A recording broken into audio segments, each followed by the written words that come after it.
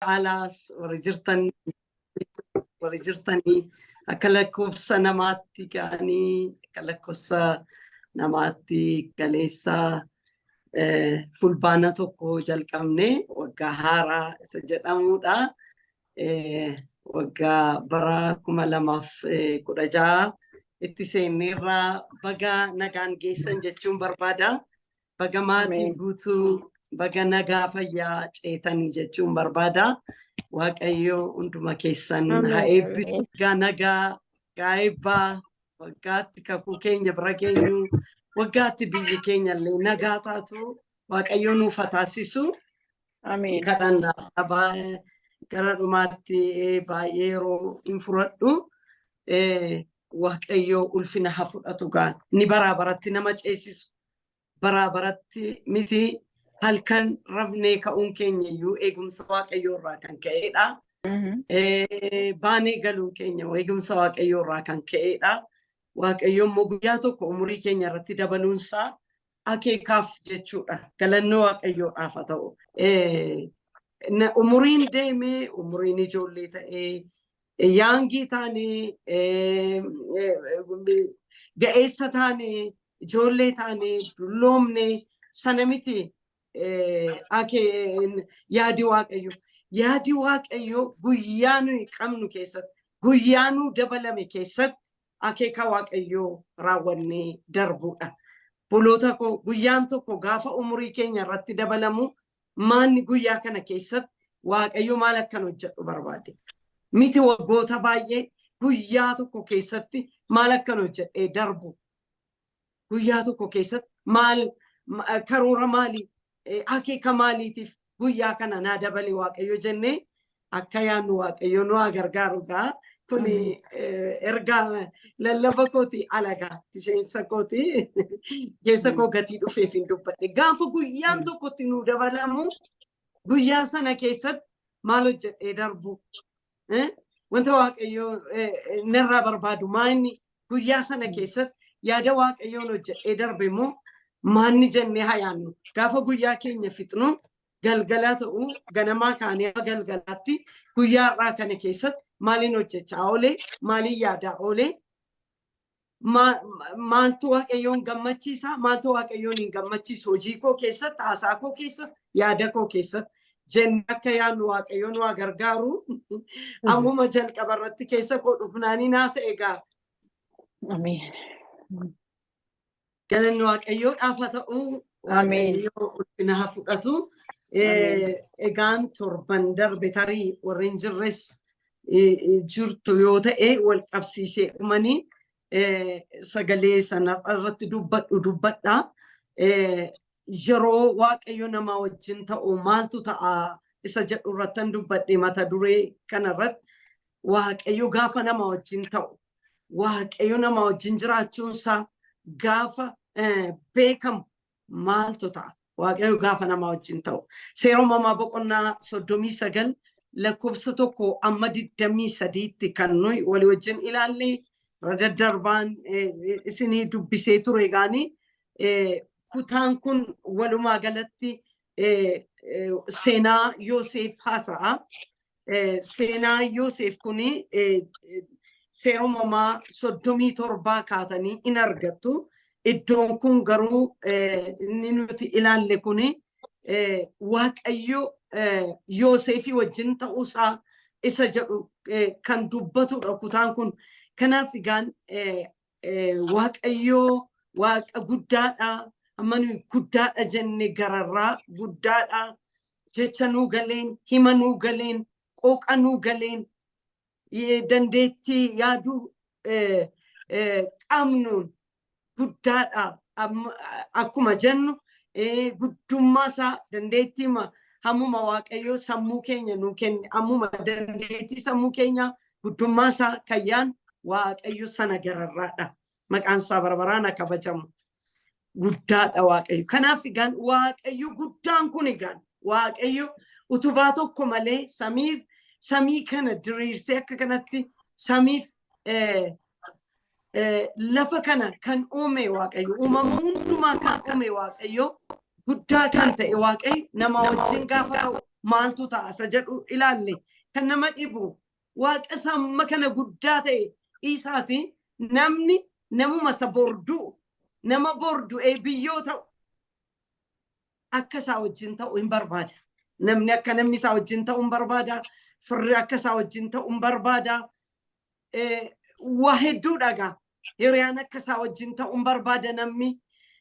By the way namni qobaa ta'uu hin barbaadu. Namni akka isaa wajjin ta'u hin barbaada. Hiriyaan akka wajjin ta'u hin barbaada. Hin barbaada. Namni qobaa ta'uu hin barbaadu jechuudha. Amala tokko warra qaban irraa kan qabu. Isumayyuu yeroo muraasaaf qobaa ta'uu namooti barbaadan jiru. Exceptional namooti ta'an namooti amala akkasii qaban jiru. Qobummaa qobaa ta'uu kan barbaadan nama wajjin ta'uu kan hin barbaanne. Kanarraa kana namni nama wajjin namni akka isaa wajjin ta'uu kan hin barbaanne hin jiru. Waaqa isa guddaa abbaa sanuuf ta'e. Isa nu jaallate kana dhiisaati namuma fooniyyuu akka isaa wajjin ta'u hin barbaada. Kanaaf egaan waaqayyoo inni jabaa ta'e kun inni guddaa ta'e kun inni mo'aa ta'e kun gaafa nama wajjin ta'u maaltu ta'a isa jedhu torbanarraa ilaallee turre gaanii iddoo kanatti seenaa Yoosef ilaalle. Yoosef jechuun egaan waaqayyoo mul'ata isaaf laatee abjuu itti agarsiisee ijoollummaatti abjuu isaa gaafa inni abbaa obbolootatti himatu abjuunsaa mul'ati isaa akka ari'atamu isa godhee ari'atamarraan isa ga'ee egaan tarii namooti mul'ata qabdan mul'ati keessan ari'annaaf kan isinitti ta'ellee har'a deebii argattu jedhee tayyaada. Maalumaaf hin ari'atama'anii maalumaaf hin jibbamaa namooti jettan har'a deebii argattu jedhee tayyaada. Galannoo waaqayyoodhaaf haa ta'u.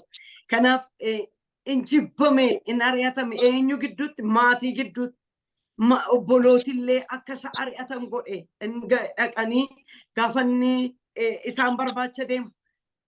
In ajjeesne jedhanii achuma keessaa immoo ajjeesnu iyyoo jedhanii boollatti ganna jedhanii boollatti gatanii achii baasanii immoo gurguranii namoota warra biyya Gibxitti gurguranii biyya Gibxitti gadi bu'ee biyya Gibxitti immoo gadi bu'ee mana mootiitti gurgurame mana mootiitti dhaqee carraa argatee mana mootiitti gurgurame achi taa'u jalqabee ammas ari'atamni duukaadhaa hin hafne ari'atamni duukaa bu'ee ammas haati manaa Phoxifaar haati manaa mootii ijarra buufatte. Sababiinsaa bifa toleessa kan ta'e Yoosef ija namaatti kan tolu dargaggeessa gatii tureef ijarra keewwatte waan biraatti isa hawwatte wajjin ejjina jette na wajjin ciisi jette inni indida ture.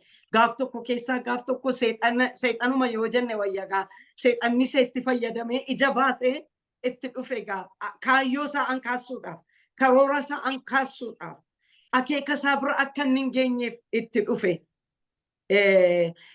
Seera cabsisiisee haadha manaa mootii akkasee wayyaa irratti qabattu godhe. Isa booddee wayyaa isaa gatee sokkee seen sobaan irratti dhugaa baatee mana hidhaatti gatame. Mana hidhaatti gaafa gatamu gaalaalaa mana biyya ormaatii waan baay'ee dhalaalaa gaa. Seenichi kana fakkaata gaa gabaabaadhumatti mana hidhaatti gatame. Egaan waan baay'eetu irratti ta'e. Haa ta'uyyuu malee Yoosef irratti wanti hundumtuu kun maaliif ga'e yoo jettanii ija waaqayyootu irra jira akeeka waaqayyootu irra jira. Waaqayyoo abjuu mul'ata kenneefii ture. Mul'ata xinnummaadhaa kaasee isaaf kennee ture. Mul'ati kun akka inni ari'atamu isa godhe jechuudha. Eenyu gidduutti obboloota gidduutti orma mitiin obboloota. Har'as obboloota ayyaana waaqayyo isinii kenneen mul'ata waaqayyo isinii kenneen ari'atamaa kan jirtan eenyuun obbolootaan ari'atamaa kan jirtan walii wajjin yoo dhalachuudhaaf baanne isa karaa Kiristoos Iyesuus obbolaa taane isatu caala jechuudha. Isa walii wajjin dhalanne biological isa ta'erra dhiiga Yesuusiin bitamne haleluuyaa.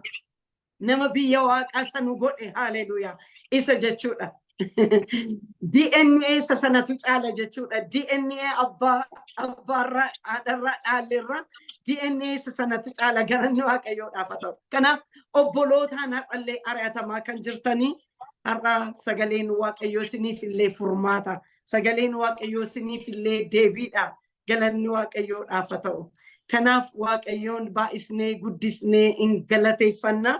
Egaan nama wajjin gaafa waaqayyo ta'u maaltu ta'asa jedhu iddoo kanatti gaanii waaqayyo Yoosefii wajjin ta'uusaa argina. Waaqayyo Yoosefii wajjin ta'uusaa argina.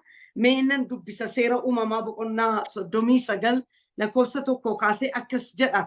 Yoosef garuu biyya Gibxitti gadi hin geeffame. Hojjetoota mootii Gibxii warra gurguddoota keessaa Phoxifaar ajajjuun eegdotaa namni biyya Gibxii sun warra Ishmaa'eel warra gara Gibxitti isa fidanirraa isa in bitate. Waaqayyo garuu Yoosefii wajjin waan tureef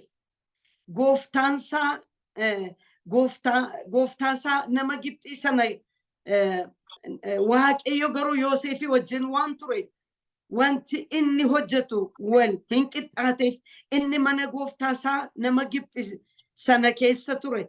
Gooftaansas waaqayyo akka Yoosefii wajjin jiru waan inni harkaan qabus waaqayyo akka wal qixxeessuuf in arge jedhee dubbata. Waaqayyo garuu Yoosefii wajjin waan tureef jedha. Haalleluuyaa. Galanni waaqayyoodhaaf haa ta'u. Ijoon dubbii kootii kana bukkee kana irra naanna'aa jechuudha. Waaqayyo garuu Yoosefii wajjin waan tureef hojiin harka isaa wal hin qixxaataaf ture jedha. Deebi'ee immoo lakkoofsuma 23 irrattis immoo akkana jedha. Waaqayyo Yoosefii wajjin ture waanuma inni hojjetu waan isaaf wal qixxeessuuf namichi mana hidhaa eegu sun waan eegumsa Yoosef jala galche hundumaa isatti dhiisee jedha. Sababiin isaa maal? Yoosefii wajjin waaqayyo akka jiru arge. Galanni waaqayyoodhaaf haa ta'u. Waaqayyo isinii wajjin ta'uunsaa haa beekamu maqaa gooftaa Yesuusiin. Ameen. Waaqayyo wajjin ta'uusaarraa kan ka'e hojiin harka isaa waliin qixxaataaf ture jedha. Kanaaf egaa gaafa waaqayyo nama wajjin ta'u maaltu ta'asa jedhu yaadachiisee darbuudhaa fi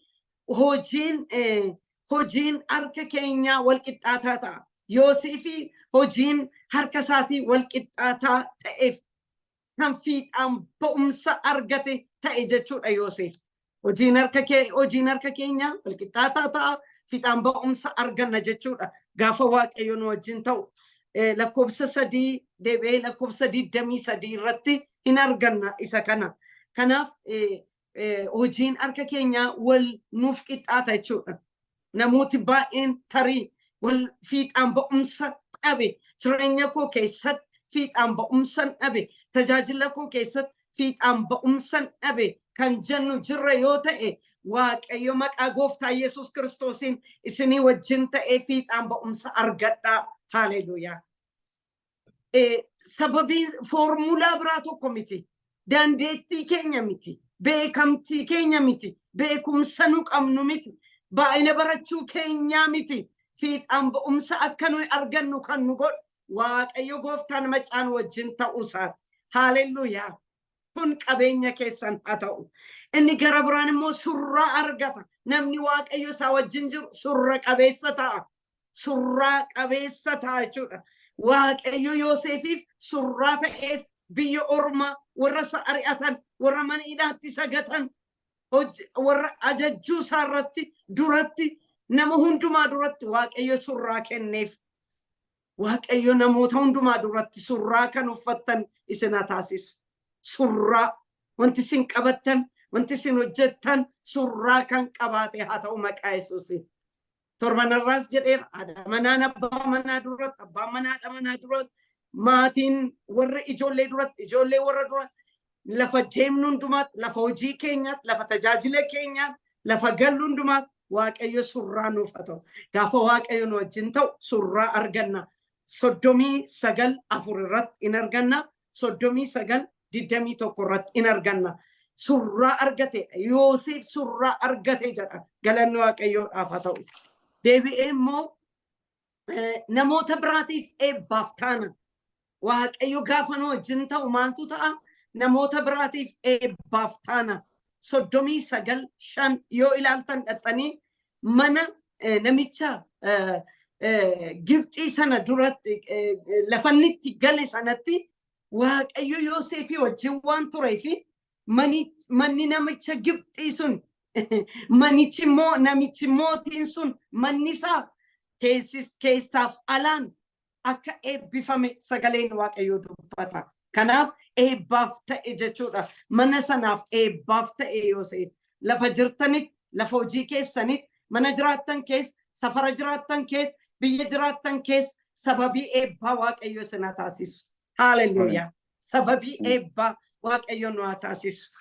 Sababii abaarsaatu hin ta'in sababii eebbaa waaqayyo nu haa taasisu. Haaleluyyaa.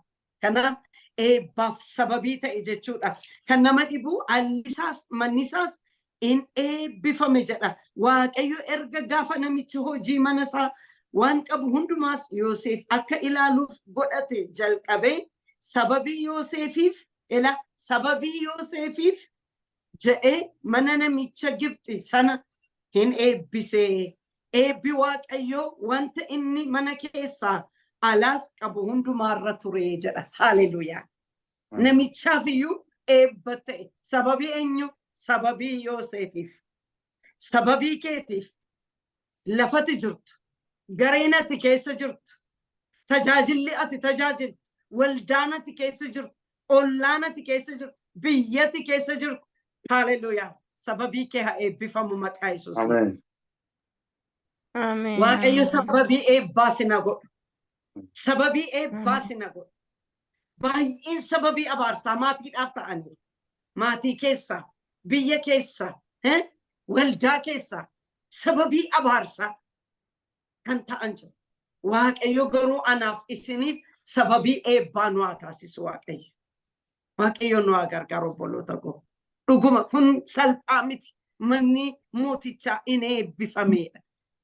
Sodaatamummoo namarra kaa'a. Waaqayyo gaafa nama wajjin ta'u sodaachisuu guddaadhaan. Haaleluyyaa. Waaqayyo hin sodaatama. Waaqayyo ulfinaan kan ol jedheedha. Hin sodaachisa. Hin sodaatama. Sodaachisuu guddaadhaan. Haaleluyyaa. Nu wajjin ta'eetu. Haaleluyyaa. Diinoti akka nu sodaatan godha Waaqayyo. Galanni Waaqayyoodhaaf haa ta'u. Sodaatamuu nurra kaa'a jechuudha. Kanaaf Ermiyaas akka jedhamne waaqayyo akka loltuu goota jabaaf sodaachisaat ana wajjin waan jiru hin sodaadhu jedha Ermiyaas 20:11 irratti. Waaqayyo kanaaf Yoosefii wajjin sodaachisuu guddaadhaan sababii inni ta'e waan gurguddaatu ta'e isa keessa hin lixuudhaan yeroo keenya wajjin deemuudhaaf 41 seeruma uumamaa keessa jira. 41-43 irratti in argattu. Deebi'ee immoo waa'ee Mardookaayis kaaseen ture. Asteer 13 irra Mardookaay nama Yihudiiti garuu hamaan irratti ka'e sababii inni waaqayyoon waaqessuuf saganni waaqayyo duwwaadhaaf beeku Yihudoon. Kanaaf waaqa isaanii duwwaadhaaf sagadu gatii ta'eef qomma'ee sagaduu dide jedheetu shira irratti shiree du'aaf isa qopheesse gaafa jedhu waaqayyo roonni seenaa galagalchee hamaan isa qopheesse ofii akka galu godhee waaqayyo Mardookaayif kabaja guddaa sodaatama guddaa irra kaa'ee waaqayyo isa dura deeme akka inni labsaa deemu goosise. Iddoo kanatti Yoosefiifis illee kanumatu ta'e waan isin dhibu. Waaqayyo sodaachisuu guddaadhaan isinii wajjin haa ta'u.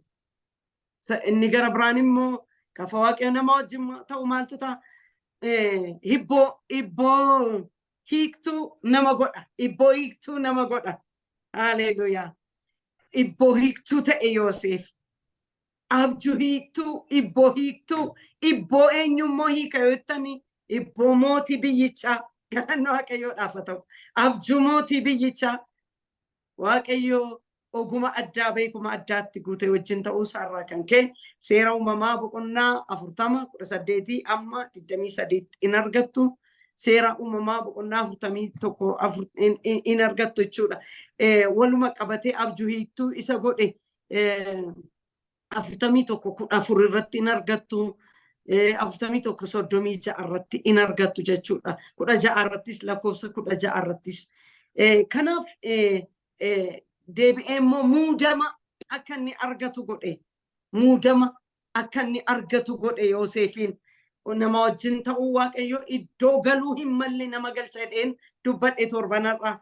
Achitti muudamuu tasumayyuu hin danda'u ture. Biyya ormaati hin danda'u ture. Garuu Waaqayyo isaa wajjin ta'uurraa kan ka'e lafa galuu hin malle isa galche. Muudama isa argachiise. Seera uumamaa boqonnaa 41 amma 43 yoo dubbifattan kana gidduutti muudamuu Yoosef in argattu jechuudha. Muudama isaarraa kan ka'e immoo wantoota ta'an in argattu as keessatti. Gara biraan immoo eebba nama argachiisa. Eebba nama argachiisa. Iddoo sanatti iddoo fuuchuun illee isaaf hin malletti achi haadha manaa akka inni argate eebba akka inni argate mana eessaa akka inni argate illee 41 boqonnaa 41 50 amma 52tti ilaallee turre. Barbaadamuu namarra kaa'a. Al tokko bakka namni abalu gaafa jedhamtanii barbaadamuun isinirra dhufu yeroo sana irra caalaa gadi jedha. Isin sharfee cabdu, sharfeen illee si'anayyuu waan bittu vaaliyuun qabdu biyya keenyatti sharfee cabdu tokko la dhuguma isinii jedha. Waan tokko buusuu hin danda'u namni. Waaqayyo isaa wajjin sababii ta'eef namooti kufaatii yeroo jalqaban bakka ana jechuu gaafa jalqaban gaafa ayyaana isaanirra kaa'een barbaadamuu jalqaban. Ayyaanarra kaa'een dibatarra kaa'een barbaadamuu jalqaban yeroo sana akka waan ofii isaaniiti godhatanii ta'uu jalqabu. Yeroo sana gaaduwwummaa isaaniitti qullaatti akka afanii hin beekne isaan. Waaqayyo hubannaa nuuf laatu. Barbaadamuu gaafa jalqabdan irra caalaa Waaqayyo keessa dhokadhaa. Argama isaa keessa dhokadhaa. Saafuun kan keeti sirraa kan ka'eedha. Ani maayini jedhe Daawit. Ani maayini manna baakos maayini jedhe gooda iddoo hoolaatika horiitikaatii na fuudhe mana mootummaa keessa na kaa'e jedhe. Haaleluyyaa. Galannoo Waaqayyoodhaaf haa ta'u. Waaqayyotu nu wajjin hin taane waan tokkotti hin gallu dhuguman isiniin jedha. Waan tokkotti sababii Waaqayyo nu wajjin ta'e.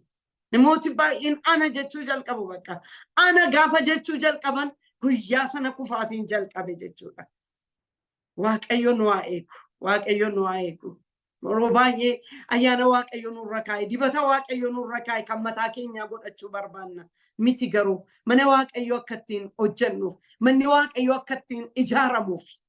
Kana malee sababi isaa waan tokkoof miti. Akka nu ittiin beekamnu, akka nu ittiin kireediitii fudhannuuf miti. Namooti baay'een isa isaanirra dhufe, isa isaanirra jiru, isa isaanii wajjin jiru, isaaf kireediitii kennuu dhiisanii ofii ana jechuu jalqabu bakka. Kankoo jechuu jalqabu.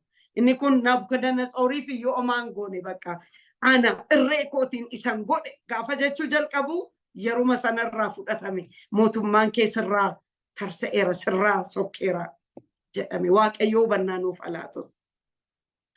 Maal fakkanatti dhufeen beeku obboleessa tokkotu ammallee ammas in tajaajilaa.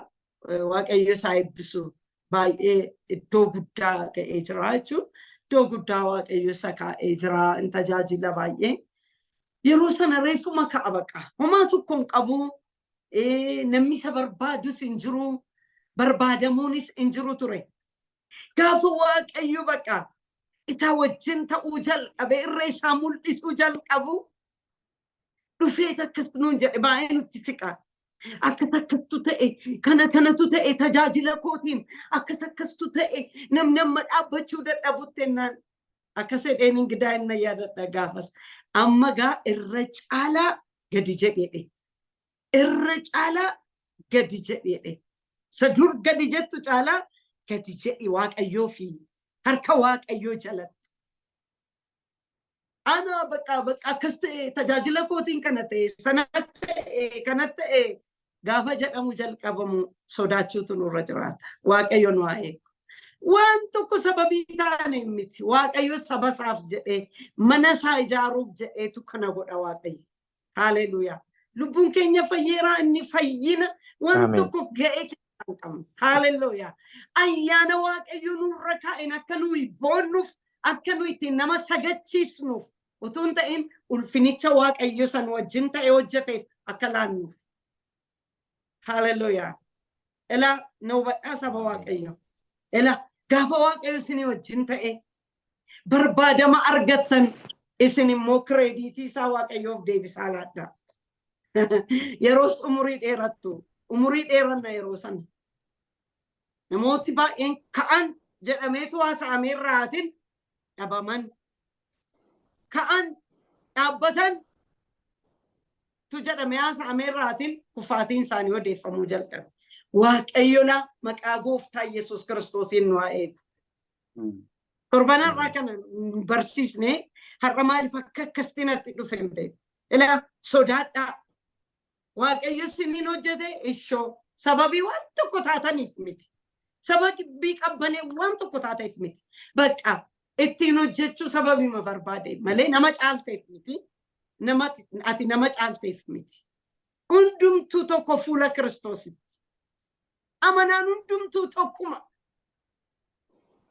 Ela maaliif akkan dubbadhu hin beeku Waaqayyo nu haa gargaaru maqaa gooftaa Yesuusiin. Gaafa Waaqayyo isiniin waan adda addaa hojjete namoota fayyanii lubbuun baay'ee fayyanii kubsataan fayyuu du'aan ka'uu naafa'uu taaluu jaamana banamu seexanna iyyuu inni amanaa hundumaatiif kenname hundumaaf special gift kan jedhamu iyyuu hin jiru kennaan hundumaaf kennameera. Haa ta'u iyyuu malee yeroo sana akka waan adda taataniitti of hin ilaalinaa. Barbaadamuu sana isinirra kaa'e Waaqayyoof krediitii isaa kenna. Ati gaafa barbaadamtan an naman caalee an sanan ta'ee jechuun yaadina isa isinirra jiru sana saafuun kan kee sirraa kan ka'een barbaadame sirraa kan ka'een barbaadame sirraa kan ka'een barbaadame isaaf haa deebisu. Waaqayyo nu haa gargaaru. Hallelujah. Waaqayyo nu haa gargaaru. Yeroo akkas ta'u umuriin keenya dheerata. Umuriin tajaajila keenyaas hin dheerata. Baay'een umuriin tajaajila namoota baay'ee dheerachuu hin dandeenye. Waaqayyo dhuma keenya haa bareechu. Isan wajjin ta'e, isan wajjin jiru, isa surraanuu ta'e. Sabarbaadamuu kana nurra kaa'e isaaf ulfina isaaf laachuu ofii isa keessa dhokachuu kun umurii akka dheerannu nu godha. Ergaa dhagaa godha. Haleluuyaa. Yesuus gooftaadha. Maqaan isaa ulfaatu. Haleluuyaa. Akkas jedha Waaqayyo gooftaan maccaa duwwaadhaan miti. Kunis ergaadha. Nama ergaa ta'uufis ergaadha kun amma ergaadha laata. Saluma dhee dubbachaa jiru Yesuus gooftaadha. Waggaa meeqas tajaajilii dhiyoos jalqabii innummaa keessatti guddadhu tajaajilaa turii elaa ergaadha kun. Waaqayyoof ulfina laadha. Isa keessa dhokata. Gaafa Waaqayyo du'aa siin kaase. Gaafa Waaqayyo hojii adda addaa siin hojjete. Gaafa Waaqayyo iccitii garagaraatti mul'ise nama caalteef miti. Waaqayyo sababii si wajjin jiruuf gadi jedhi Waaqayyo duratti. Barbaadama yoo argatte baay'ee gaafa barbaadamtu irra caalaa sodaadhu Waaqayyo. Irra caalaa gadi jedhi Waaqayyo. Waaqayyo nu haa gargaaru. Haleluuyaa.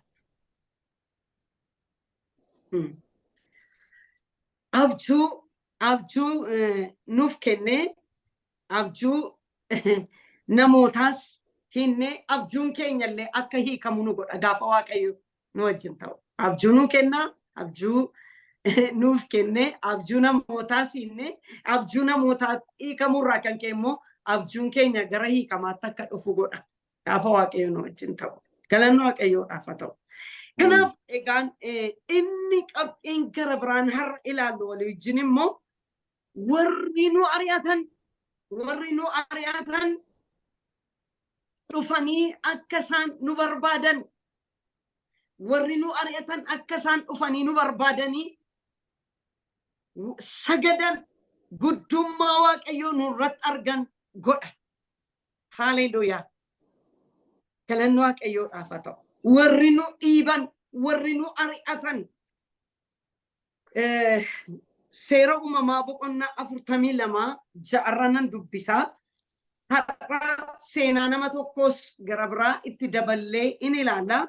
In dheeressu seenaa nama tokko gabaabsinee itti daballee ilaalla jechuudha. Kana jalatti gaafa waaqayyo nama wajjin ta'u warra nama ari'atetu, warra kaleessa nama jibbee of keessaa nama baasetu, warra nama ajjeesuudhaaf bakka darbatee akka namni du'uuf darbatee nama gate deebi'anii akka barbaadan godha waaqayyo.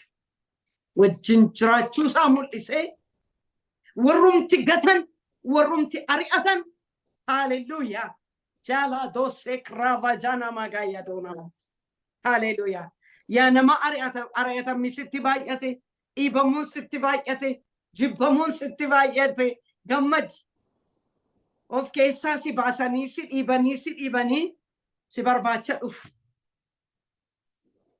Haleluuyaa. Galanni waaqayyoodhaaf haa ta'u. 42 lakkoofsa 6 akkana jedha nan dubbisa. Seera uumamaa boqonnaa 42 lakkoofsa 6 akkana jedha. Biyya Gibxi hundumaa inni bulchu namoota biyya hundumaattis inni midhaan gurguru Yoosef ture. Obboloonni Yoosefis dhufanii isa duratti dhiyaatanii hamma mataan isaanii lafa ga'utti hin qoomma'aniifi. Haleluuyaa. Galanni waaqayyoodhaaf haa ta'u. Galanni waaqayyoodhaaf haa ta'u. Waaqayyo isa kana godha bakka. Gaafa waaqayyo nama wajjin ta'u isa kanatu ta'a. Nan dubbisaa. Shanii kaasee yoon sinii dubbisa iddooma amma biyya Kana'aan keessaa beelli waan tureef ijoolleen Israa'el warra midhaan bituu dhaqan sana keessa turanii biyya Gibxi hundumaa inni bulchu. Haleluuyaa. Inni bulchu biyya Gibxi hundumaa irratti aaboo muudamni inni kennameef eenyu? Yoosef. Yoosef. Haleluuyaa. Biyya Gibxi hundumaa inni bulchu. Namoota biyya hundumaattis inni midhaan gurguru Yoosef ture. Obboloonni Yoosefis dhufanii isa duratti dhiyaatanii hamma mataan isaanii lafa ga'utti hin qoomma'aniifi jedha. Galanni waaqayyoodhaaf haa ta'u. Hamma mataan isaanii lafa ga'utti hin qoomma'aniifi. Waaqayyo ulfina haa fudhatu. Deebi'ee immoo seera uumamaa boqonnaa 37 5 amma 10 walumatti qabeen irratti dubbadha. 37 5 amma 10 akkana jedha. Yoosef abjoote obboloota isaatti yommuu hime abjoote obboloota isaatti yommuu hime utuma ittuma caalchisanii isa injibbanii. Inni abjoodhe kana dhaggeeffadhaa. Kunoo nuyi maasii gidduudha bissii inni na turre. Kunoo bissiin koo ka'ee ol qajeelee dhaabbate. Bissiin keessanis immoo isatti naanna'anii bissii kootiif hin gugguufu turanii. Haleluuyaa. Hin gugguufu turanii jedheeni. Obboloonni isaas deebisanii ati dhuguma mootii nurratti ta'itaa ilaala ati dhuguma mootii nurratti ta'ittaa yookiis dhuguma aaboo nurratti qabaadhittaa jedhaniin akkasittis waa'ee abjuusaatiif waa'ee dubbisaatiifis ittuma caalchisanii isa injibbanii jedheetu ammas abjuu tokko abjootee obboloota isaatti himee kunoo an abjuu kan biraa tokkos abjoodhee biiftuun ji'i urjoonni 11 anaaf otuu guggufanii argeera jedhee yeroo inni abbaasaaf obboloota isaatti himetti garuu abbaansaa isa ifatee abjuun ati abjootte kun maalii dhuguma aniif haati kee obboloonni kees dhufnee hamma lafa geenyutti siif gugguufuuf jirra moo jedhee kanarratti jedhee itti fufa obboloonni isaa isatti inni naafanii abbaansaa garuu dubbicha yaadatti hin qabatee jedha obbolooti isaa itti inaafanii jedha waaqayyo nu haa gargaaru obboloota koo waaqayyo nu haa gargaaru 42 sagal irratti immoo deebi'ee walumatti qabeen irratti dubbadha 42 boqonnaa 42 sagal irratti Yoosef abjuu isa waa'ee isaaniif abjootee ture yaadate isaaniin isin gaadduu biyyichaati jedhee garuu inni kun Yoosef iddoo kanatti lakkoofsa 9 irratti Yoosef abjuu isa waa'ee isaaniif abjootee ture yaadatee jedha galanni waaqayyoodhaaf haa ta'u jalqaba irratti kaa'uu yaadeera Yoosef irra ari'atama kana hundumaa kan geessise abjuu kana jechuudha abjuu guddaa kana mul'ata guddaa kana abjuu waaqayyo daayirektii agarsiise waan isin dhibu maqaa gooftaa Yesuus Kiristoosiin kallattiidhumaan abjuu ta'e waaqayyo isinitti agarsiisu maqaa gooftaa Yesuusiin kallattiidhumaan bakka abjuu gilxii ta'e itti agarsiise si'alachuu biftiin keessan biftii kootiif yeroo kukkufanii sagadanidhe deebi'ee immoo urjooti yeroo sagadan 11 jedhe obbolooti isaa 11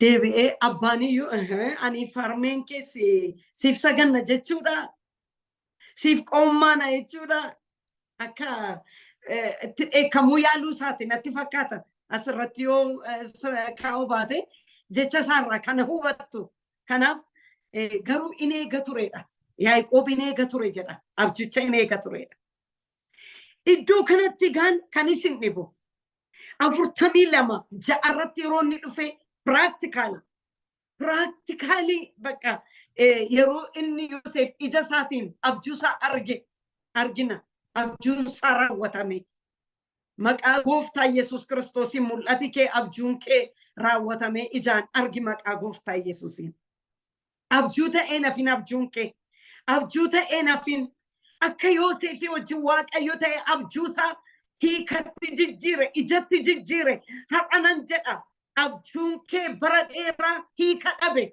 maalaa badoos ekraava jaantorraa diinamas mul'ati kee hiika dhabe hallelujah maqaa gooftaa Yesuusiin ija isaa arguu jalqabi maqaa Yesuusiin hallelujah hin bubbule hin tutture yaa nama jettee abdii kutatte sichimoo jettee abjuu kee mul'ata kee kan gattee dhiiste akka Yoosef hallelujah waaqayyo si wajjin ta'uurraa kan ka'e ija sana arguu jalqabi maqaa gooftaa Yesuusiin hallelujah kun isiniif haa ta'u maqaa gooftaa Yesuusiin kun anaafis haa ta'u maqaa gooftaa Yesuusiin barakan lakkoofsiste abjuun qaba mul'atan qaba hallelujah mul'ata argeera abjuu qaba kan jettan maqaa Yesuus Kiristoosiin akka Yoosef argaa maqaa Yesuusiin argaa maqaa Yesuusiin argaa maqaa Yesuusiin raawwatame argaa maqaa Yesuusiin waa'ee keessan waa'ee hojii keessanii waa'ee gaa'ela keessanii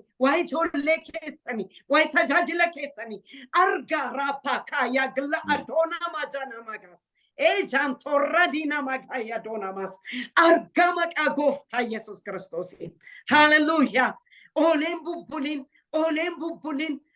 bubbulin baroota lakkoofsisin maqaa gooftaa Yesuus Kiristoosiin.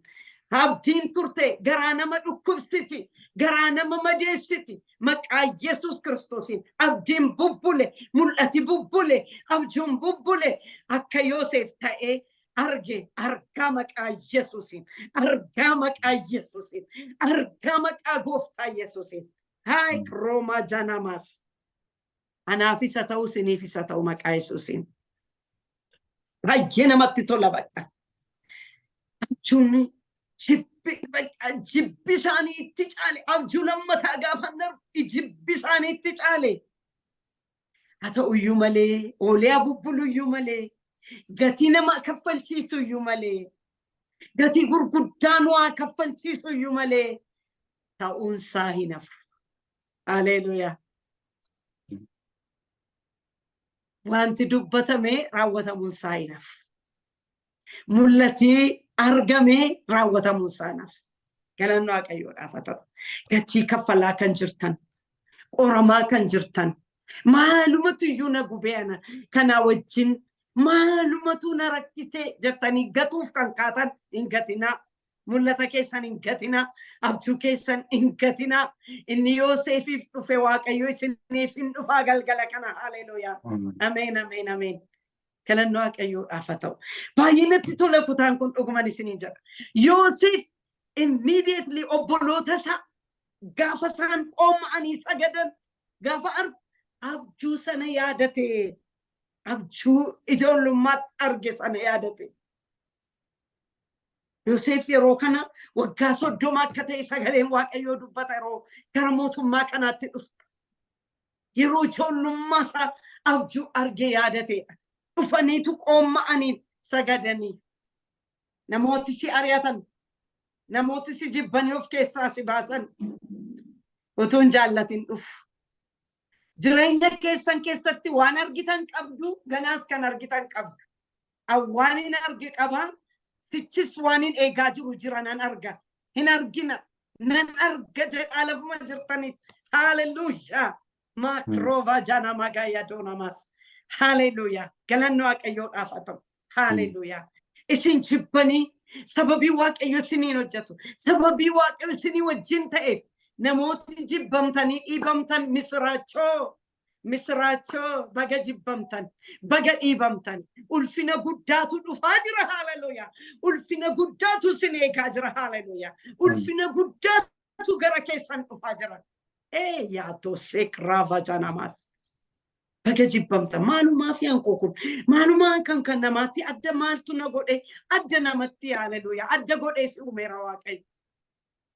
Haleluuyaa. Galanni Waaqayyoodhaaf haa ta'u. Maalumaaf hin jibbamu, maalumaaf hin ari'atama namooti jettan, nattammaate warri jettan immoo irra caalaa ulfinni isaa guddaa dhabeet baachuu amma dadhabdanitti. Haleluuyaa. Ulfinicha baachuu amma dadhabdanitti ijaantos ekraava yaaglaadoonamas. Baachuu amma dadhabdani nagaa waan jettan bakka. Oh, Yesus gooftaadha. Oh, bakka. Waanuma bakka yoom ankoo kun maaliif akkasin ta'u? Ankoo kun waan jettan gaaftisin dadhabdan bakka nan ga'u nagaa jettanii ammas hin qaaqisin jedhutti bakka. Dhuguma laa kun ergaa dhala. Sa dhugaati la. Haleluuyaa. Sila waan tokko yaadan ture waan isin dhibu. Waan tokko edda galgalas yaadeera deebi'ee natti dhufe silas waan isin dhibu. Wanta ta'e tokkotu ta'e bakka. Wanticha sinittiin immoo wanti ta'e tokkotu ta'e kabeet bakka jedhe dhugaadhaan hin jalqabe jechuudhaan jedhe waan tokko jireenya koo keessatti waan ta'e tokko yaadeen jedhe bakka akkamii bakka ittuma wantichi bakka baay'ee iyyuu ta'een waan xinnoo dadhabna minis waan bakka natti baay'ate akka jechuu barbaada. Sinii wanticha hiikee sinittiin immoo. Afur Waaqayyo isinii gasha kan keessan isiniif galchuu Waaqayyo. Haleluuyaa. Bakka nagaa ammas hin jettanitti nagaa. Poliitii tokko akkasitti bakka. Baay'ee dhiibamte kiristaanaadhaaf jettee maatii gidduudhaa baatee dhiibamtee bakka mana firaa mana bolootaatti bakka mana firaatti akka ashkariitti galtee biyya ari'atamtee dhuftee akka ashkariitti Finfinnee kanatti galtee. باي كريستنا تتصنو بقى باي إجمتو نمانا كموديلي إلالو كريستوس يسوس أنت موديلي بقى باي موديلي أكا موديلي تنمان إلالو توكو بوليتي سبودي بقى بيتي كدا كفلتي وانسني هم براتي هجين أبدي كلنا ماتي غولا فراتي وجدتي سنرت إنجبو إناري أتو بقى كدا دبرسيتيتو غافتشي يرونغو أبيت غافا يرون سي فقو مكا يسوسي آمين في فقو مكا يسوس كريستوس آمين آمين في فقو مكا غوفتا يسوسي وان إدي غران كيت ددبي بقى ددبدي سيتشمو جتة سي فقو يرون مكا يسوسي آمين غافا يرون غو وغادم يونامو إمبسي كركودا إمبسي بكاتو في أكيسجو إمبسي كرامي أتشي نوامت أسي نوامت إندومي سامو إمبسي نوامت أتشي نوامت أسي نوامت أبو بكا كسنجة إتغوفتا غوفتا بكا نغا أرجيرا نغا وبلوتا كو ورن كمني في موحاتا أنجري هاليلويا إسا أبامي وكامي كتغتي كفلم أتشينا وامنت أتشينا أما يومبسي كيسا وجت أتشينا وامت بقى نجا أغوفتا سي أرجيرا نجا أبقى جئت أرجاتي نجا أبقى جئت هاليلويا مك أغوفتا يسوسي وإدن أبجو إدني برلكوفسيسي ملتا إدني برلكوفسيسي أرجاتي بقى موسي أرجيرا نجا سنجتشي سواقي هاليلويا إدو كانت يوسف abjucha arke abjucha yaadate gaafa isaan dhufanii sagadaniif oomma'aniif abeet waaqayyo kana godhala hin ari'atanii hin jibbanii hin gurgurame maneedhaatti gatame waa hedduu keessa ba'e aragame tataragame babbareede warra qeexxee wanti nu tursuuf nu bareechee ulfina guddaadhaan nu baasuudhaan malee nu balleessuudhaaf miti haalelooyaa irra caalaa nu miidhessee waan nurraa qeexxaamu nurraa qeexxee nu miidhessee nu ofuma sichi nu baqa maal godhaa sichi baqa raawwateera anoo sichi umuriin koo sosokkeera anoo sana ta'eera kana ta'eera anoo sichi baqa dhiiseera waan nu ijaan waaqayyo haalelooyaa ulfina guddaadhaan gara keenyatti fida maqaa gooftaa Yesuusiin. Nuun immoo nu babbareechee nu tottolchee waan hin mijanne nurraa qeqeexxa'eetu haalelooyaa. Oh Yesuus gooftaadha. Maqaan isaa ulfaatu. Kanaaf iddoo kanatti gaan Yoosef hin arge abjuchas in yaadate. Kan isin dhibu boqonnaa 47 dhaxxanis yoo dubbistan abbaan isaas maatiin hundumtuu maatii Yaaqoob hundumtuu gara Gibxitti akka gadi bu'an Yoosef iddoo kanatti seenaa isaa keessa baay'ee lixee yoo dhandheentini jennee yeroo keenyatu nu jalaa deema jedheetan Yoosef iddoo kanatti gaan minaan gurguruu minaan biyyichaa irratti rakkoo biyyichaa irratti rakkoo yeroo sanaa irratti heedii ta'e waaqayyo mataa isa godhe haalelooyaa rakkina biyyattii irratti biyyicha irratti argame irratti waaqayyo furtuu isa godhe heedii godhe isa kaa'e waaqayyo yeroo kana gara isaa dhufanii iddoo kanatti gaafa isaan dhufanii Yoosef tokkichaan obboloota isaa ta'uu hin bare jedhaa obboloota ta'uu bare ofiisaa immoo jalqaba ofitti mul'isne isa booddee qoreenis hin basaastuudha biyyichi eessaan karaa kamiin akka basaasuudhaaf dhuftanii sana lakkinuu kana miti sana miti jedhan inni beekaa afaan isaaniitiin Ibraayisxiidhaan ittiin dubbanne afaan warra biyya Gibxiitiin turjumaanaan haasa'a ture jedha ofin mul'isne ammayyuunni isaanin barreen inni garuu bareeraan isa booddee oromatti baay'isnaan akkas jedhani qalbii diddiirrachuu jalqabani tarii cubboo obboleessa keenyaati dhaxxanii yoo dubbifattan 42 kaastanii 43 yeroo dhaxxanii dubbistan in argattu waluma qabatee jira seenichi cubboo nuyi obboleessa keenya akkas goone kanata akkas nu gochaa jira yeroo isaan jedhan in dhaga'a ture Yoosef dhufee dhagee Waaqayyo akka inni dhaga'u godhe bakka isa duratti konfeesa akka isaan godhan isa duratti akka isaan qalbii diddiirratan isaan godhe Waaqayyo haleluuyaa namooti baay'een dhufanii gara kee dhufanii qalbiin diddiirratu warri si dhiiban warri si ari'atan warri sagaleen isin biraa dhaga'amu cufadhaa shoo sinaa eebbisu attenshinii namaa hata warri isa ari'atan dhufanii yeroo isaan qalbii diddiirratan argan warri si ari'atan warri si jibbanii of keessaa si baasan warri si jibbanii lafatti jirtuu si baasan warri si jibbanii si dhiiban dhufanii si duratti qalbii diddiirratu haleluuyaa kanan Waaqayyoo dhaafata Waaqayyo kana si agarsiisa nuu dhiisi maaloo isti balleessineerra bakka cubbuu keenya obboleessa keenya ari'anne akkas goone sanarraan geenyeedhan dhufanii qalbii yeroo isaan diddiirratan in dhaggeeffata ture Yoosef isaan garuu hin barreen turan ammas deebi'ee bakka dhaxxanii obboleessa isaa hafe sana fiddan malee dhugaan keessan amma beekamutti inni beeka obboleessa isaa Biniyaamiin arguu barbaadeeti isa amanattan bistan sana fiddan malee dhugaan keessan hin beekamu jedhe kanaaf isin keessaa abbaa tokko Simiyooniin isaan keessaa qabee hin hambis gara Yaaqoobitti deebi'an Yaaqoobitti himan birrii isaanii immoo isa isaaniitti hin bituu dhaqan keessa kakkaa'afi jedheetti hime warratti gurguu warratti safaruuf gaafa dhaqanii immoo birrii argan ammas inna'an hummaa inni laata cubbuu maalii gooneedhan bara keessan keessatti nama hin dhiibina namni sina dhiibuu nama hin dhiibina adaraa keessan gatii kaffaltu namni yoo sin dhiibe gatiitu sinii ba'a nama yoo dhiibdan garuu gatii baastu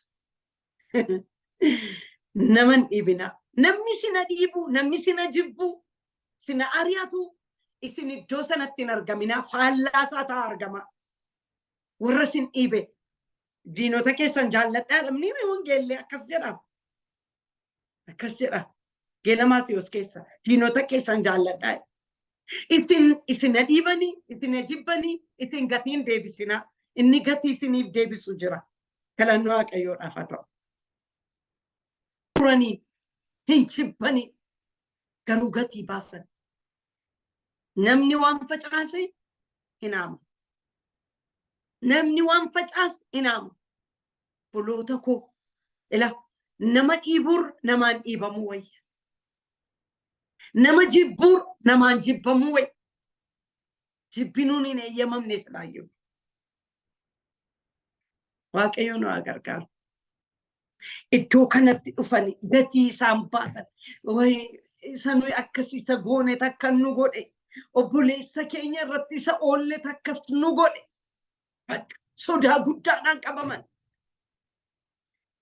deebi'anii gaafa dhaqan obboleessa isa xinnoos fuudhanii dhaqanii obboleessa isa xinnoo immoo mal akka inni hafu godhe waan baay'eetu jira gaa seenaansaa akka inni hafu godhe daganaa obboleessi inni hangafi immoo maaloo hidhee boo'ee maal jedhee dhaqaa abbaa keessan fidaa jedhe isa booddee ofitti mul'ise qoode jibban deebisneef gaarummaa deebiseef Yoosef namni Waaqayyo isaa wajjin ta'e gaafa Waaqayyo isa kabajee Waaqayyo isaa wajjin ta'uu isaa mul'isee diinota isaa fidee harka isaatti gashuu akkas nagootanii sana nagootanii jedhee riveenjii haalootti hin ba'u waan gaarii agarsiisa namni Waaqayyo wajjin jiru waan gaariidhaan deebisa hamaa sana gaariidhaan deebisa warra hamaa gaariidhaan deebisnu Waaqayyo nu haa taasisu namni gaafa sin ari'atee dhufee rakkatee harka keessan keessa asitti galu hin fida Waaqayyo immoo وانا الددا نموت سميد أني مو إنما فدا واقعيو غرا كيسا إنما فدا كن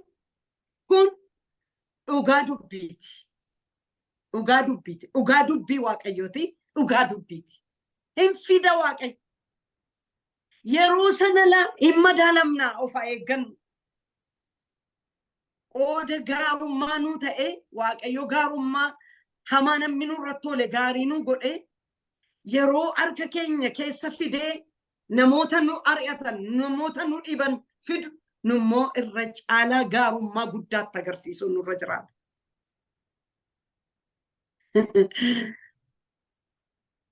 Yeroo tokko bakka inni dhiibamtu bakka mul'ataaf jettaniin dhiibamtu baay'ee dhiibamtu. Ituma sin jaallatanii sin dhiibummoo jibba sinitti agarsiisaa sin dhiibanii al tokko ni kun immoo baay'ee rakkisaadha fiit lafiitii jibba sinitti agarsiisanii sin ari'atan xuruudha jaalala sinitti agarsiisaa keessaan isin dhiiban inni baay'ee nama godda'a yeroo tokko akkas ta'e sababiima mul'ata kanaa dhiibbaa guddaa tokkotu narra ga'e. Bakka waaqayyo na gargaaree nan darbee waaqa miti kan darbee waaqayyo na dabarsee sababii na wajjin jiruuf na dabarsee ture dhufanii akka qalbii diddiirratan godhe waaqayyo maqaan isaa ulfaatu. Baruma darbes deebi'ee bakka jaalaluma keessaan namoota na miidhan jaalaluma bakka jibbaa miti jaalaluma keessa akkuma Yoosef arra akkuma sila sagalirraa lakkoofsa sagalirraa dubbis waaqayyo na yaadachiise wantichi waan yeroo sana narratti oolame na yaadachiise waaqayyo garuu immediately na gargaare na yaadadhee na gargaare waaqayyo faallaa waan sanaan godhen immoo waan godhamuun irra hin jiraanne humna kootiin qarshii waaqayyo naa kenneen waan guddaan godhe waaqayyo na gargaare ana miti garuu na yaadachiise na yaadadhe Yoosef Iyesuus gooftaadha. Itun akkuma immediately akka yaadadheen yeroo sana ture miti bakka maaliif hin godhu tun jedhee anaaf baay'ee gadhee ture. Dheeni dachaa waan godhamuun bakka waan bakka gochuun waan isaa olii godheen nan naqe. Waaqayyo gaariidha. Ani irra caalaa gammachuudhaan na goote bakka sana gochuun koo gammachuudhaan na goote maqaan gooftaa bara baraan kabajamu. Ila hamaa gaariidhaan deebisaa. Hamaa gaariidhaan deebisaa malee gaarii hamaadhaan hin deebisina. Yoosef hamaa isaan irratti oolan gaarummaadhaan deebise. Dhufanii sagadanii waaqayyoon agarsiise abjucha yaadachiise garuu gaarummaa kalannoo waaqayyoodhaaf haa ta'u gaarummaa godhe warra nu ari'atan warra nu jibban warra maqaa nu balleessan gaarummaa hagoon dhugumaan isiniin jedha waaqayyo nu gargaara nu gaarummaa godhee fi faaratti tolee isaanis sodaatan arra caalaa immoo obboleessa ta'uusaa gaafa argan qooda gammadan sila wayyoo obboleessi keenya akka ta'e jedhanii qooda gammadan irra caalaa immoo sodaatan haaloo nutti ba'aa sanu isa goone innis hamaa nurratti oolaa jedhan inni garuu kanan goone waaqayyo nu haa gargaaru isa kana dhufanii sagadanii akkuma abjuu sana arge abjuchi raawwatameef waaqayyo abjuu keessan gara raawwatamaatti fidu maqaa Yesuusiin ijaan argaa. Egaan kan Yoosef seenaan isaa bal'aadha amma 47 adeema seenichi bal'aadha. wanta inni godhe hundumaaf gaarummaa inni godhe hundumaaf gaarummaatu ta'eef. Gaarummaatu ta'eef. Dhuftanii kunoo akkasina gootanii dhuftanii harka kootti galtanii hin jenneen. Al tokko nama akka jedha isinillee bara sana akkana gootanii bara sana kana narratti raawwattanii kan gochuun isaan oollee itti dhaadachaa godha baqa gaarummaan qabaatu kun. Haa ta'u bakka inni jaalalatti agarsiisaa gochuutu nurra jiraata. Kanaaf sana na gootanii kana na gootanii bakka har'ammoo harka koo keessa sin buusee Waaqayyo hin jenneen. Hin boo'ee warri Gibxi illee amma dinqisiifatanii hin boo'ee Yoosef. Hin boo'e. Waaqayyo garaa akkasii nuuf alaatu maqaa Yesuus Kiristoosiin. Gaafa Waaqayyo nu godhee ijaa nu ba'ee warra nu ari'atanis fidee harka keenyatti gashee akkas ta'u dhaadachuutu hin ta'in garaa bal'aa garaa gaddee boo'u wayyoo yeroo sana akkas turanii na caalu turanii sana turanii isaanii jennee jaraaf warra gaddee boo'ee gaarummaatti agarsiisu Waaqayyo nu haa taasisu. Waaqayyummoo hin godha kana jireenya namaa keessatti hin godha. Haxinnaatu haa guddatu. Haxinnaatu haa guddatu hin godha. Yeroo sana akka sagalee Waaqayyoo kana taanee haa argamnu maqaa Yesuusiin. Inni gara biraan seenaa nama tokko daddafnee walii wajjin kan nu ilaallu seeruma uumamaa boqonnaa 26 seenaa wal fakkaatudha. Seenaa Yisihaaq. Seenaa isaa baay'ee keessa hin lixu garuu 26 amma 29tti jira seenaan kuni. Seenaan amma irratti haasa'uu barbaadu. Yisihaaq akkuma kana biyya Gibxitti gadi bu'ee beelli taanaan biyya Gibxitti gadi bu'ee akkuma Abrahaam gadi bu'ee Yisihaaqis gadi bu'ee seenaa wal fakkaataadha. Seenaan Yisihaaqiif seenaan Abrahaam wal fakkaata baay'ee wanti biyya ormaatti irra ga'es wal fakkaata. Inni lallaba biraa na jalaa ta'a gatii ta'eef gara sana inni naqu garuu amma isa kanaa wajjin wal fakkaatuun dubbadha 26 kaaseetu akkana jedha. 26 kaasee akkas jedha. Maqaa Gooftaa Yesuusiin nan dubbisa. Abimelekis Yisihaaqiin ati nu caalaa baay'ee jabaatteetta nu gidduudhaa adeemi jedhee. Yisihaaq kanarratti achi adeemee godoosaa dachaa Geeraar keessa dhaabbatee achi in taa'e. Yisihaaqis boolla bishaanii isa hojjetootni bara Abrahaam abbaasaa qotanii warri Filistiyaam erga Abrahaam du'ee duuchan deebisee qochisiisee maqaa dur abbaansaa itti moggaasee tures in deebiseef. Hojjetootni Yisihaaqis dachaa sana keessa qotanii burqituu bishaanii achitti argatanii tiksoonni warra Geeraar bishaan kun kan keenya jedhanii tiksoota Yisihaaqitti coqqolloo kaasan. Sababii isaan bishaanicha isatti falmaniif Yisihaaq maqaa boolla bishaanichaa Eeseq jedhee moggaasee. Eeseq jechuun falmii jechuudha. Kana booddees hojjetootni isaa boolla bishaanii kan biraa in qotan. Isarrattis immoo warri Geeraar qocolloo in kaasan. Yisihaaqis bishaanicha Siixnaa jedhee moggaasee. Siixnaa jechuun hamajaajii jechuudha. Yommus Yisihaaq achi adeemee boolla bishaanii kan biraa qochisiise. Isarratti garuu namni qocolloo hin kaafne. Kanarratti inni amma Waaqayyo iddoo bal'aa nuuf kenneera. Nuyis biyyicha keessatti in baay'anna jedhee maqaa boollichaa Rehoobotitti moggaasee. Rehoobot jechuun bal'ina jechuudha. Haaleluyyaa. Galanni Waaqayyoodhaaf haa ta'u.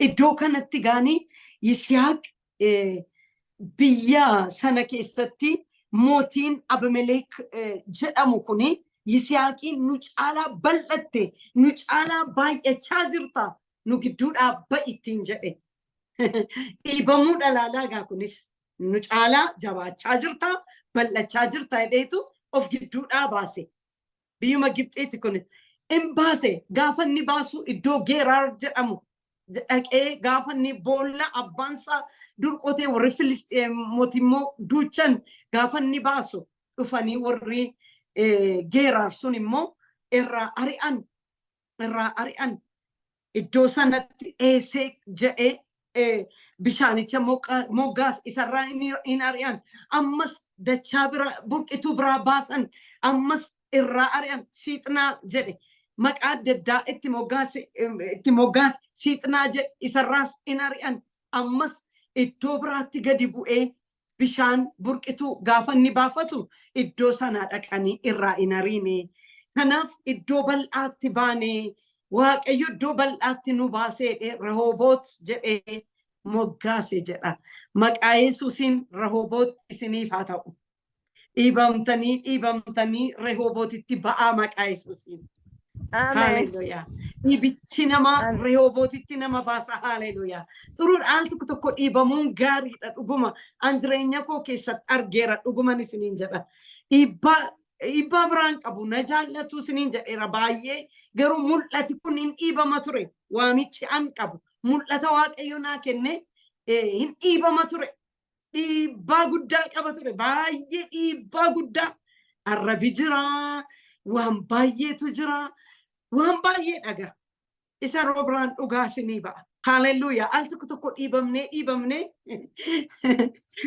bagaddoo sanatti iyyuu nan fudhanneen jedha ergasii bakka baga yeroo sanaa bakka mul'ati koo iddoo sanatti iyyuu fudhatamne tarii achitti nafan tureen jedha bakka yeroo tokko galanni waaqayyoodhaaf haa ta'u. Dhiibamuun mul'ati keessan dhiibamuun jibbinaa lafa bal'aatu bakka mul'ata keessantu iddoo sana miti lafa bal'aatti ba'a.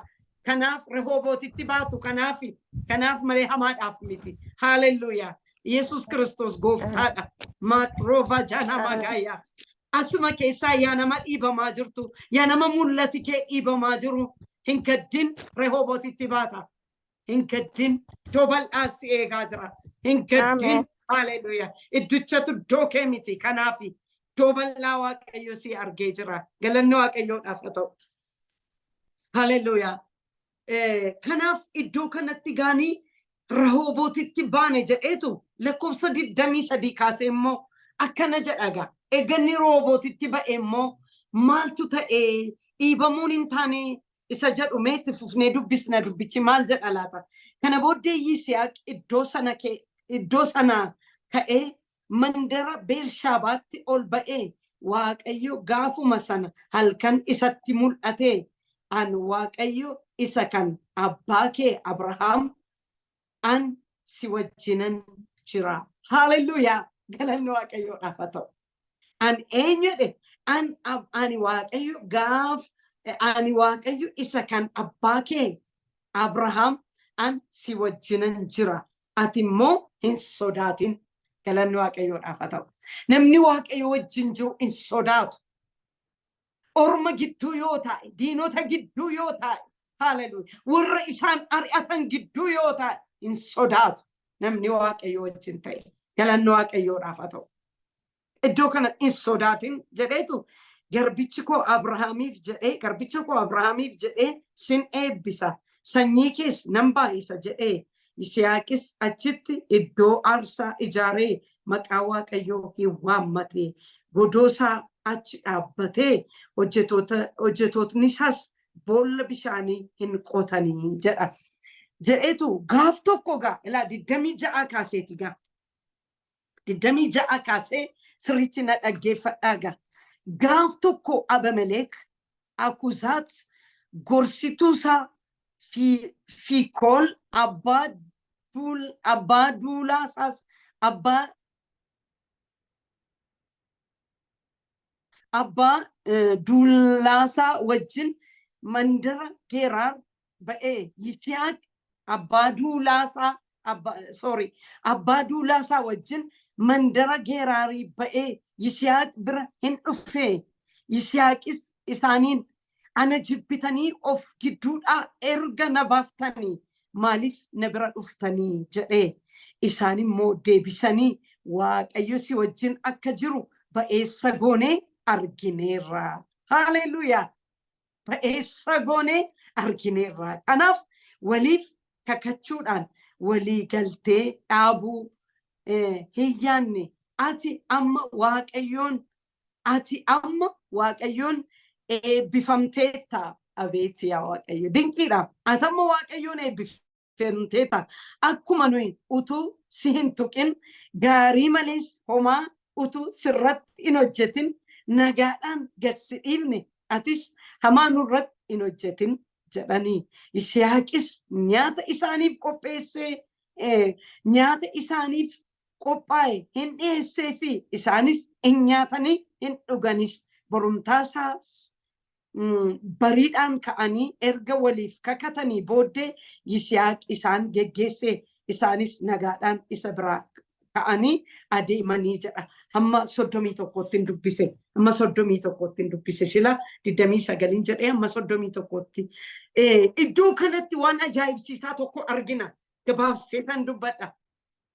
Seenaa ajaa'ibsiisaa, seenaan baay'ee jaalladhu, seenaa baay'ee natti tolu. Galanni waaqayyoodhaaf haa ta'u. Abimelekii abbaa duulaa, ajajaa duulaasaa, ajajaa waraanaasaa fudhatee, gorsituusaas fudhatee gara Yisihaaq dhaqe. Gara Yisihaaq gaafa dhaqu Yisihaaq akkas jedheen, na jibbitanii of gidduudhaa na baaftaniittu. Amma immoo maal gochuu gara koo dhuftanii? Amma innis nagaadhaan hin ilaalle Yisihaaqis. Ammas immoo dubbiidhaaf dhufanis Yisihaaq. Lakki dubbiin akka kaleessaa miti. Gooftaan dubbii galagalcheera. Phaawuleen gaafa nambar. Gooftaan dubbii galagalcheera. Diina kootti dalgagaleera. Gooftaan dubbii galagalcheera. Diina kootti dalgagaleera. Fariseera seenaa koo tolcheera. Haleluuyaa. Harkaadhee kan diinaa karoora. Lafa lixaa isaan dhabsiiseera. Anis galata dhiyeesseera. Haleluuyaa. Jamaatoo sekra adiina magaayaa. Waaqayyo dubbii galagalcheetu. Haleluuyaa. Ilaalame galaa biyya ormaatu sodaatamoo mootiitu sodaatee dhufe. Walii mallatteessina jedhee abeet safuun kansaa. Gaafa inni nama wajjin ta'u dubbiitu galagala. Dubbiitu faallaa ta'a. Waaqayyo wanta keenya faallaa godha. Haleluuyaa. Galanni waaqayyoodhaaf haa ta'u. Faallaa. Isatu dhaqee mootota biyya sanaa gabbaree jiraatamoo mootota biyya sanaa dhufee gabbara. Bakka sodaatanii Roomaa nuuf mallattees akka nutti hin buuneedhaan ilaalame. Abeet waaqayyo gaafa nama wajjin ta'u kanatu ta'a. Haleluuyaa. Maqaan waaqayyoo bara baraan kabajamu. Maal jedhani beektu? Gaafa maal hojii dhuftan jedhutu amma si arachuun dhufne. Lakki dubbiin isa kaleessaa miti. Amma waan tokko argine. Waaqayyo akkasii wajjin jiru argine. Haleluuyaa. Magatoo seekabaa yaagala adoonamas. Waaqayyo akkasii wajjin jiru haa beekamu. Biyyatti jirtu keessatti biyya ormaasa ta'u. Eessasa ta'u. Haleluuyaa. Waaqayyo si wajjin jiraachuun isaa haa beekamu. Haleluuyaa. Maannatuun sodaachista. Waaqayyo si wajjin jira. Maannatuun sodaachista. Haleluuyaa. Sababiin isaa waaqayyo si wajjin jira. An dubbiin kun yeroo hundumaa gaafa lallabu. Gaafan barsiis, gaafan dubbifat baay'ee na dhiba. Waaqayyo dubbii faallaa godha. Meelaalame ajajaa waraanasaatu itti gadhiisee ko Yisihaaqiin ko nama boolla bishaanirraa ari'ataniidha. Geeraaris ko warruma tiksitootaan kan ari'achaa ture ilaalame. Amma garuu mootii biyyichaa, xaqlaay ministeerii biyyichaa abeet. Abeet maaloo waaqayyo nama wajjin ta'uu salphaan seenaa. Maaloo obboleettii ko obboleessa ko waaqayyo si wajjin ta'uu isaa salphaatti hin ilaalin. Maaloo ati haleluuyaa mootota sodaachista ati. Ejaan torra magaayaa doonamas mootummaa seexanaa sodaachista ati. Ejaan torra diina magaayaa. Haleluuyaa. hin sodaachis ta'at. Hin sodaattatuun ta'in hin sodaachis ta'at. Ani nan sodaadha kun ta'in nan sodaachisa jedhame maqaa gooftaa Yesuusin. Jedha akkuma jirtanitti akkuma dhufatanii jirtanitti Yesuus gooftaadha. Haleluuyaa. Ameen ameen ameen ameen. Radona magaya dona janamas. Ejan torra dina magaya dona mas. Lafati litte haleluuyaa. Lafati galte hunduma haleluuyaa. Sodaatami haleluuyaa. Sodaatami haleluuyaa. Waaqayyo wajjin ta'uu sarraa kan ka'e. Ejan torra dina magaya. Abet abet abet abet. As godha waaqayyo nama wajjin ta'e. Ajaa'ibsiisaadhaan kun dubbii ajaa'ibsiisaadha. Mootii biyya tokkootiin mootii biyyicha geggeessuun kun immoo galaadha. Galaa biyya ormaa. Galaa biyya ormaa. Axadhuu biyya keetti gali nama jedhame ko ari'atamee sokkuudhaan wanta inni qabu booji'ame garuu waaqayyo wajjin jiraachuu isaarraa kan ka'e. Yesuus gooftaadha. Haleluuyaa. Kottu baqqaa walii mallatteessinaa. Waadaa walii gallaa akka nutti hin buune. Nutti hin bu'in akkuma immoo nagaan si geggeessineedhaam immoo abeet. Silas diinni baqqaa roommaa sodaachaa dhufaam. Waan godheyyuu inni raanfateem. Akka ari'achaa tureyyuu akka nu gidduu dhaaba'eedheyyuu inni raanfateem. Akka nu yoomaa sirratti hin gooneedheem. At least boolla bishaanii sanallee jalaa duuchuun isaanii irraa ari'achuun isaanii iyyuu koo gifiidhaam. Kun iyyuu yakkaam. Homaa sirratti akka nu hin goone homaa akka nurratti hin goone abeet abeet abeet abeet abeet. Caalaa badoonamas. Maaloo iji keenya banamee kun nuuf agalu maqaa gooftaa Yesuusiin. Iji keenya haa banamu maqaa Yesuus Kiristoosiin. Akka nu yoomaas hin goone akka nu nagaatti si geggeessin baqqaa homaa hamaa nurratti hin yaadin. Waaqayyo gaafa si wajjin ta'u biyya ormaas jira galaa biyya ormaas ta'e eessas ta'e lafa sodaachisus jiraat eessas jiraat waaqayyo mootii godhee si jiraachisa. Haleluuyaa.